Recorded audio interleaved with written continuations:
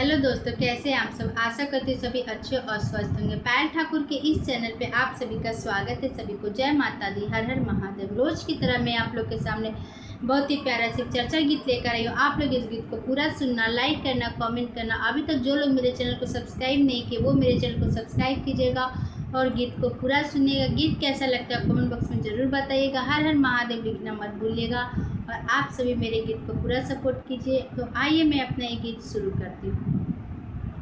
शिव गुरु के बगिया में बेला फूल चामेलिया, ओही बगिया में।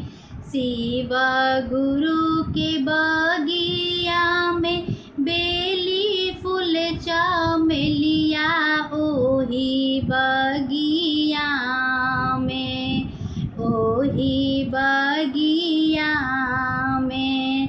नागिन गावेली भजनिया, ओही बगिया में। नागिन गावेली भजनिया, ओही बगिया में।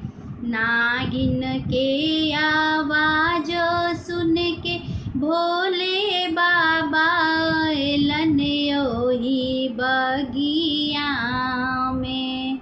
नागिन के आवाज सुन के भोले बाबा अलन, ओही बगिया में, ओही बगिया में। हमर डामरू हेराई गेले, ओही बगिया में। हमर डामरू हेराई गेले, ओही बगिया में।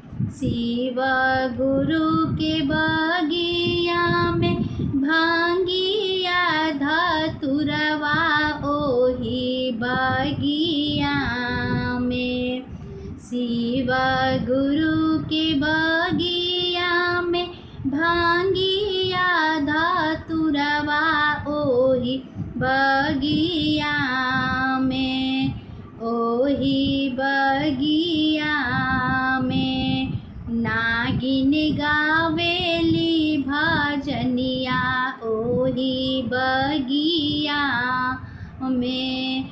नागिन गावेली भजनिया, ओही बगिया में। नागिन के आवाज सुन के महादेव अलन, ओही बगिया में। नागिन के आवाज सुन के महादेव अलन, ओही बगिया में, ओही बगिया में। हमर तिरसुल हेराई गेले, ओही बगिया में।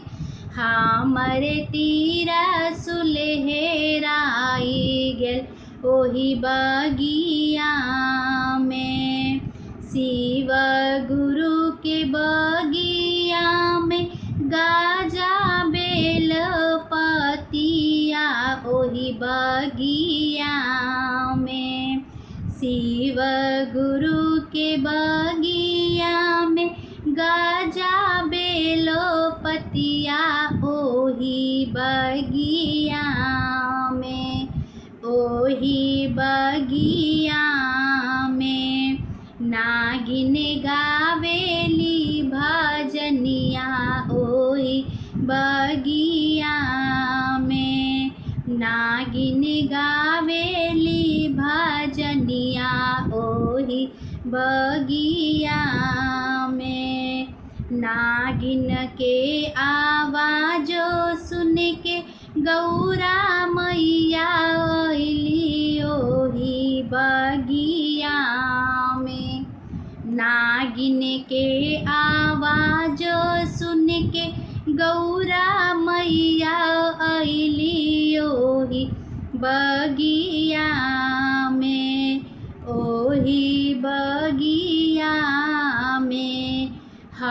हमरे बसाहा हेराई गेले ओही बगिया में, हमरे बसाहा हेराई गेल ओही बगिया में।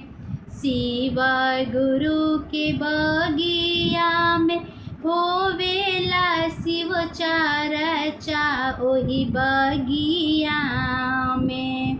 शिव गुरु के बगिया में होवेला शिव चर्चा ओही बगिया में।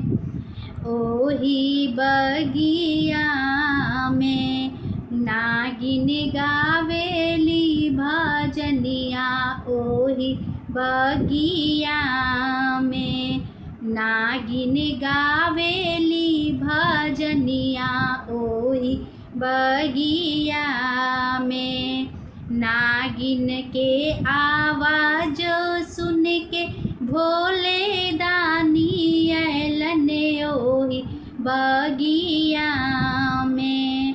नागिन के आवाज सुन के भोले दानी अलन ओही बगिया में। ओही बगिया में हमरे नागवा हेराई गेले ओही बगिया में।